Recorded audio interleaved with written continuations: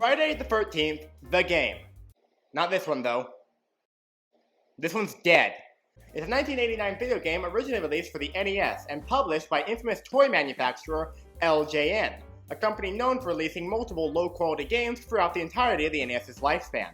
This game in particular was released as part of a quote-unquote aggressive expansion by the publisher in order to produce games based on licensed media. By the publisher's own admission, this game is the definition of a quick cash grab. Let that sink in. Upon release, it was almost immediately criticized for its incredibly high difficulty, and was universally panned by reviewers. It was actually granted the title of 6th worst game of all time by Nintendo Power magazine in 1997. And back then, that meant something. Many other publications have also voiced their dislike of this game, calling it anything ranging from a poor offering to craptacular, and my personal favorite, an aardvark. Now, I have no personal connection to this game, nor even to the franchise that it's based on. I just needed a video to make for Halloween, and saw that there was a Friday the 13th coming up in October. Oh yeah, it's all coming together. How bad could it be, though, okay? How bad? It's a cheaply made tie-in game from the tail end of the 80s. It's not like it's cursed. It's shovelware, before shovelware was a thing. What could it do to me? What could it possibly do to me? How bad can it be? I love horror. I love challenges. It can't be that bad, right? Right? Well, let's not stall any longer. Let's go check out Friday the 13th on NES. Alright, let's start this game. Except I seem to have misplaced my copy of it. That's great. Oh, what's that? It's a puzzle cube of some kind. Perhaps if I just... You opened the box. Like, what? We came. Okay, who are you? Explorers in the further regions of gaming experience. Noobs to some, tryhards to others. We come bearing the game which you seek. Oh, okay, so you have a copy of the game for me? No. Oh. But we do have a ROM. And a reproduction of the game's manual. Okay, that'll work. Be forewarned, however, for this game shall grant you a gateway into pains and pleasures not known by any mortal. Yeah, return the slab, suffer my curse. Can you go now, please? Don't you want to hear the rest of my cryptic warning? No, I really don't. I worked really hard on it, are you sure?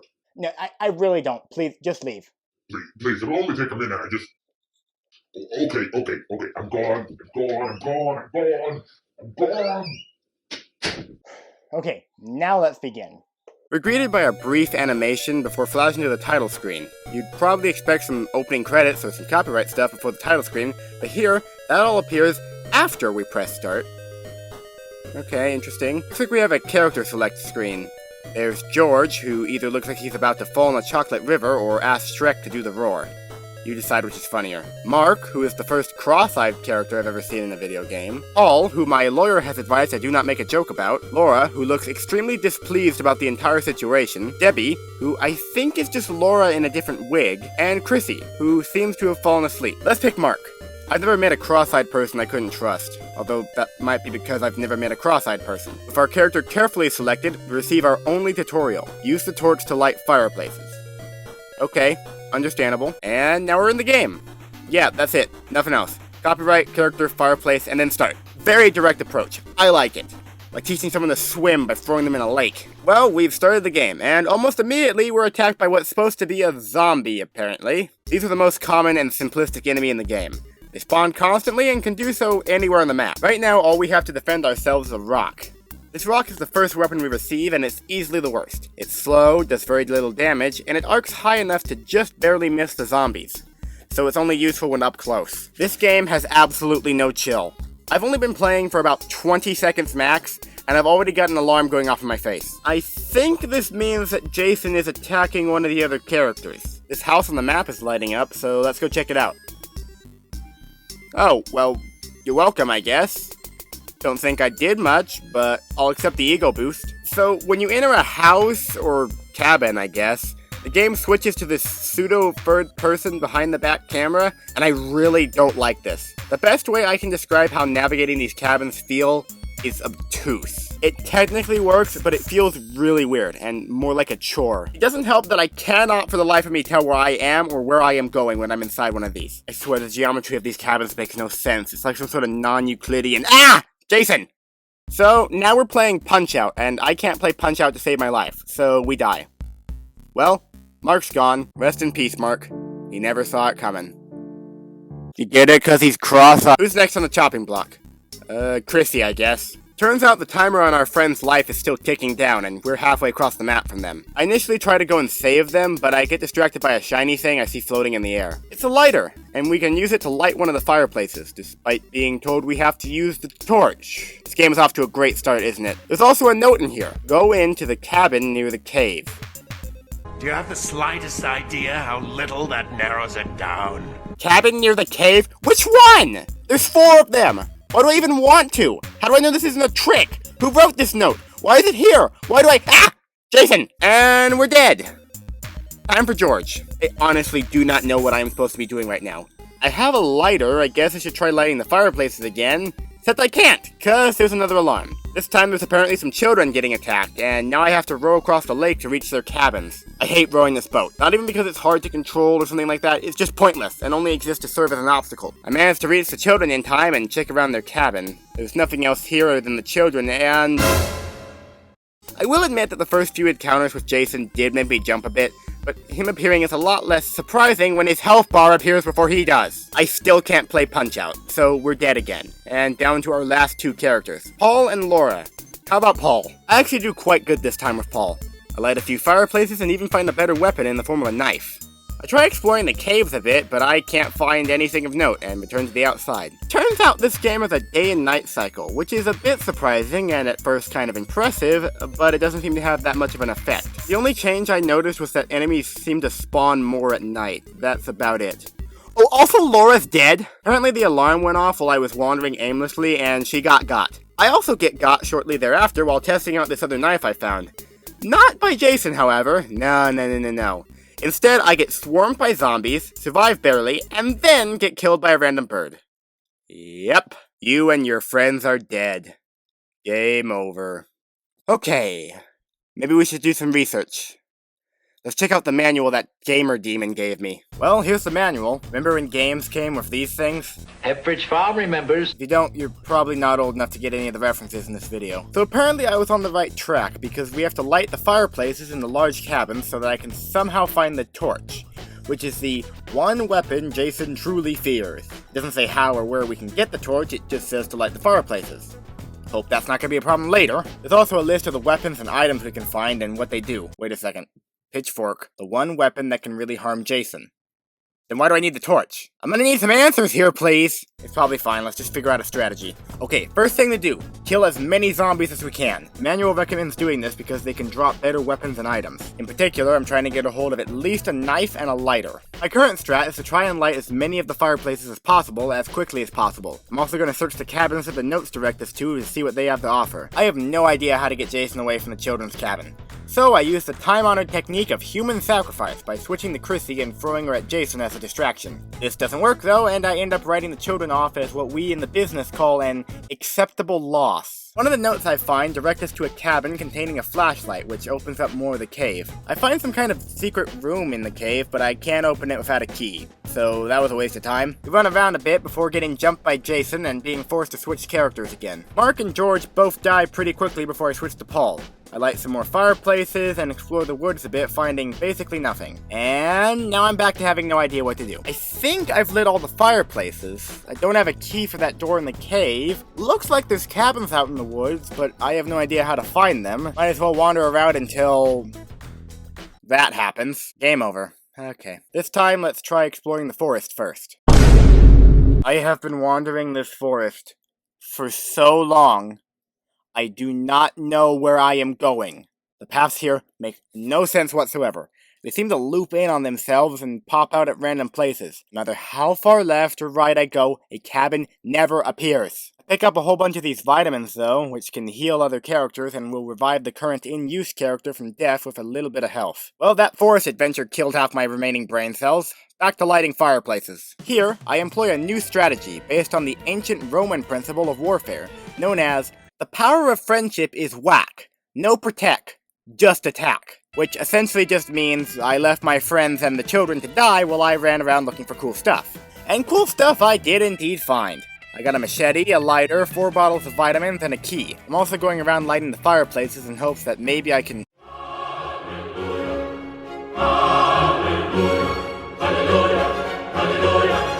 my god.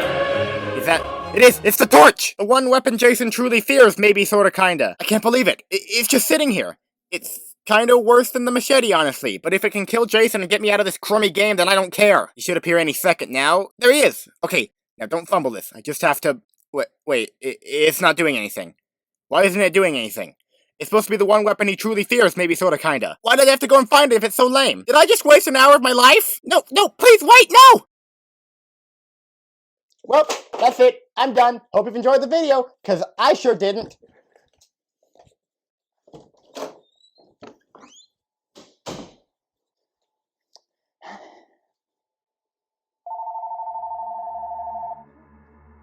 Hello?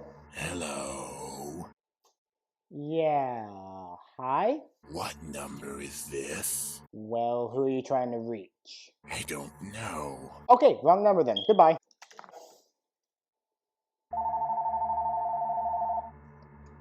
Hello? I'm sorry. I guess I dialed the wrong number. Yep, you did. Goodbye. No, wait.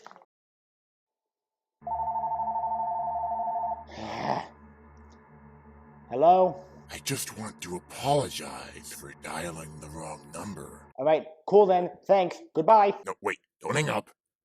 I just want to talk for a bit. Are you from the IRS? What? No, I just hang on a bit. Okay, I've had a really long night and I do not have the energy for this, so... What's your favorite scary game? Huh?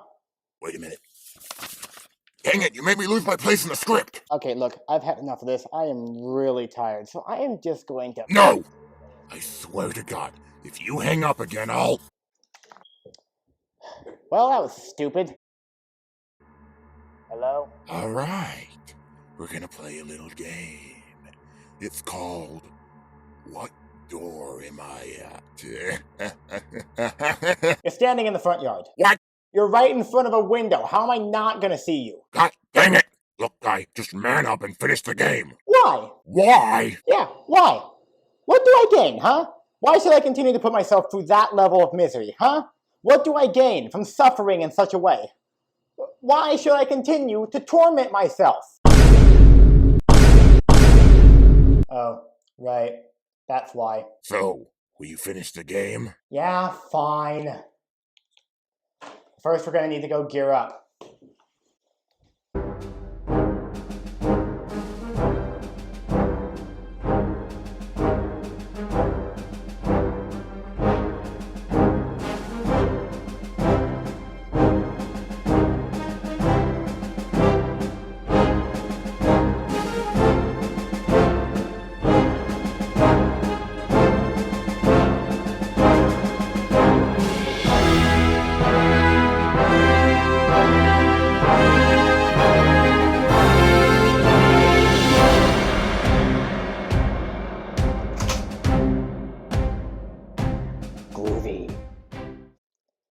Dumb. Okay, new run. Paul and Laura get got almost immediately, so we're using Debbie now. I'm continuing the strategy of running around and lighting the fireplaces, as that seems to be the only means of progression available to us. This attempt is less about beating the game and more about just discovering what we can do. Turns out we can beat the punch-out segments by getting close to Jason and just spamming the attack button.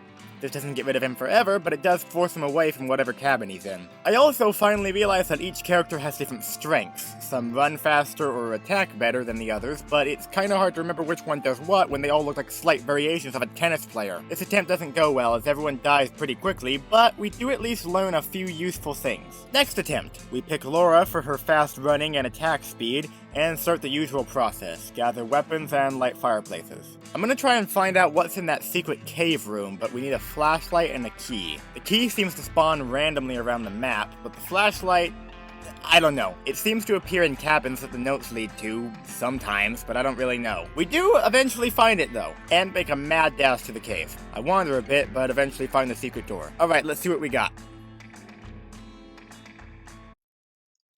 I was not expecting that. But I was expecting not to expect something, so it doesn't count.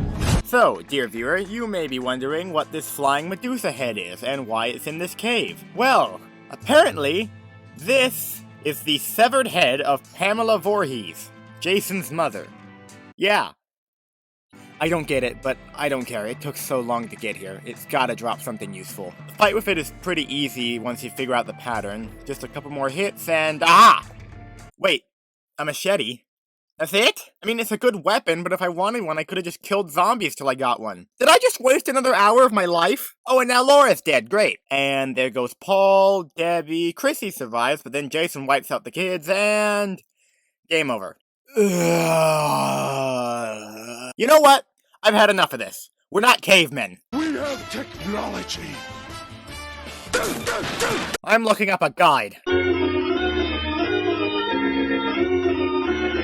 So, as it turns out, I have barely scratched the surface of this game. I have been operating on the assumption that once it turned to night, it just stayed like that. Apparently, there are 3 days in this game, and I just wasn't surviving long enough to see the other two. Jason gets more powerful each day, and Pamela's head drops different items on the second and third days. I'm not exactly sure how we get to the second and third days. It doesn't seem to ever change from night. This is called foreshadowing. The pitchfork is the best all-around weapon, and is dropped by Pamela's head on the third day. But the torch still does the best damage against Jason. I'm just an idiot and thought it would do something cooler when I found it. There is a mildly complex and RNG-dependent strategy to quickly get a torch, which, considering how terribly my runs and strategies have gone, I'm just gonna bite the bullet and try to do it. Here we go! So, here's the strat. We need either Mark or Chrissy to start the game in this cabin. Mark and Chrissy seem to have the best stats, so we're gonna use them to start our runs for the foreseeable future. After some reloads, we get Mark in the correct cabin. We first need to kill zombies for a lighter and knife. Then head to this large cabin and collect this note. Now that we have the note, we head to the forest and jump around for a key. Now we go down a particular path to find a door. Do not go through the door yet! Instead, go back to the forest and then go through the door. Apparently the strat won't work if we go through the door immediately. Collect this note and leave the forest by going right and taking the first path down twice. Now, run to the large cabin and... We already did this joke, let's move on. Now we have a torch. This is the quickest way to obtain one and is guaranteed to work if we do it right. I can't seem to get it to work 100% for the other characters, but that doesn't matter. As long as we have at least one torch, we should be fine. Fighting Jason is a pain, no matter how you do it. There's no way to tell where he is until an alarm goes off, and fighting him in Punch-Out is unbearable.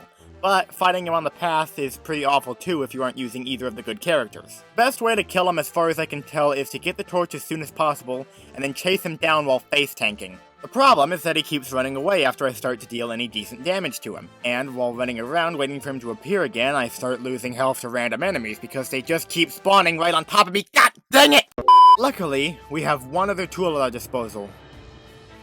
Yeah, I'm using save states. I honestly don't care about the authentic experience. I just want to get this game over with. Even with a detailed guide, save states, and a reliable strat, I still cannot kill Jason. My torchbearers keep dying, and I can't seem to get a hold of a second torch. All we can do is keep reloading and trying to whittle down his health.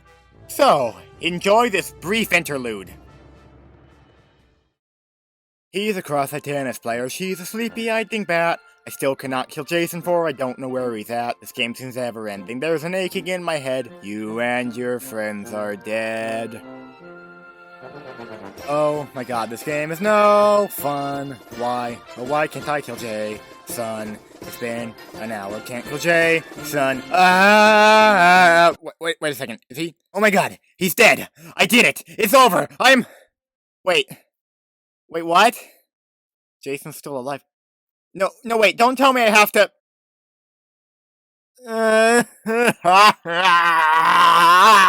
I cannot describe to you the pain that I felt when I saw this screen. Turns out, I had misinterpreted the 3 days thing from earlier. I thought that the other 2 days appear as part of the day-night cycle. No. The other 2 days appear after killing Jason. There are 3 days. So we have to kill Jason 3 times. Fine! Here we go! Get the lighter, get the knife, read the first note, grab a key, find the forest door, read the second note, leave forest, grab the torch. Now that we have a torch, we're gonna run around grabbing anything useful and trying to equip the other characters while waiting for the alarm to go off so we can go locate Jason. I'm also quick saving every time something so much as breathes near me. Face tanking his attacks is basically the only viable strategy once we find him, and we can drain his health pretty quickly with the torch if we spam it enough. It is monumentally important that we do not lose the torch, because we cannot get another. Once the current torch bearer gets down to low health, we pass the torch to whoever has the highest health and keep them in a cabin while the others gather weapon and health refills. Children's cabins are about the worst place Jason can be. They take forever to get to, and the enemies in the lake are basically impossible to dodge in this stupid rowboat. We need Jason to instead attack our counselors. When this happens, we can send the torchbearer to the cabin, switch characters, and then switch back to the torchbearer. Now we can leave the cabin and fight Jason on the path. If we're fast enough, we can chase after him and continue spamming. This strategy gets us through the first Jason fight with no counselor casualties and 10 surviving children. We keep all of our weapons and items from the first day, and all counselors are restored to full health, thank God. But even then, cracks are starting to show in our strategy. Jason's increased health and power make the punch-out segments nearly impossible without full health. I'm not willing to risk a game over from him wiping out the kids, so the second we see the alarm, we have to try to deal with it. Unfortunately this time, someone has to think of the children. I regret thinking of the children almost immediately, however, because this right here, this is where I lost all of my remaining brain cells. All only has about half health. Jason can kill us in 2 hits. We can't run away, we can't change characters, and, just in case you weren't aware, I still can't play Punch-Out! I reload my quick save so many times trying to chase Jason away, or at the very least, drain as much of his health as possible. After a solid 10 minutes of this, his health is low enough for me to consider Paul and the kids collateral damage, and for Debbie to finish him off. We're in the end game now. One more time.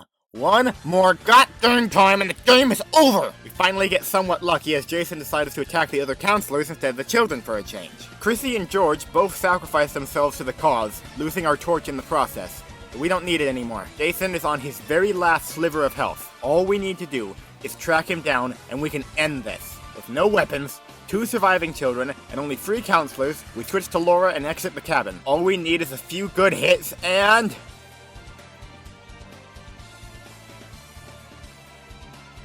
Ladies and gentlemen, we got him. Woo! Yeah! We did it! It's done! No more! Never again! And yep, it ends right here. No fanfare, no end credits, just a still image and some text. And you know what? I think that's quite fitting. This was the most abysmal gaming experience I have ever had. Nothing comes close. It's just so awful. Nothing is done right by this game. Not a thing. It's a boring, confusing mess. And I feel sincerely bad for anyone who had to go through this game without a guide or save states. Because even with them, it was awful. It's not a good movie game, it's not a good horror game, it's not a good anything game. And it completely deserves every ounce of criticism that was brought against it. Just don't play this. Just don't. It's not worth the suffering. I give this game a final rating of 0 flying Pamela heads out of 10. And that's it. We're finally done here. I'm gonna go numb the pain with some Halloween candy.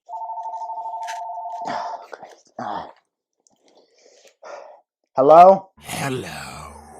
Look, man, I finished the game, okay? Can you leave me alone now? Can't you go harass some idiots in the woods or whatever it is you people do? We're not done here. I don't like being hung up on very much. So we're gonna have some fun. And you won't be able to find me so easily. Because this time, the call is coming from inside the house.